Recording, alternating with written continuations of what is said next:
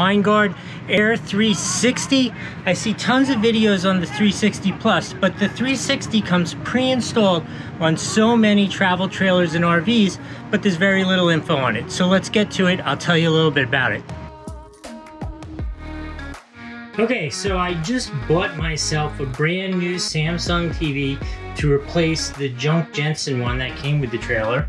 Very happy with that. But I thought it would be a time to talk about the Air 360, which is my over-the-air antenna. So while it searches, I'm going to start it searching for channels. Let's see how many channels it finds. We're going with Air.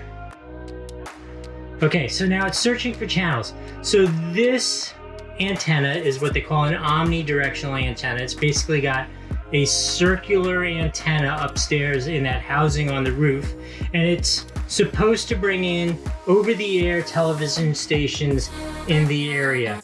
I've had mixed results with the Samsung, but I've always wondered whether the tuner, the quality of the tuner on the TV and the strength of that makes any difference or not.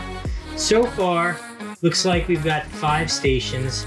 Now, I live in the Metro New York area, so you would think there would be a ton of stations. Oh, 12 and 22, 28. All right, let's see. So my experience has been, I've always gotten really good public TV wherever we're traveling, but I haven't gotten a tremendous amount of regular network TV. Let's see what we got. Let's hit close.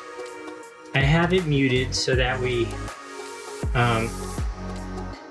don't get any copyright issues. Let's go back, go back. Okay, well that looks like a great picture.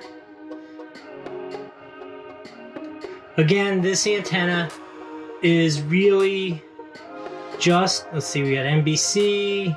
Yeah, I'm getting a good number of the local network stations. I gotta say,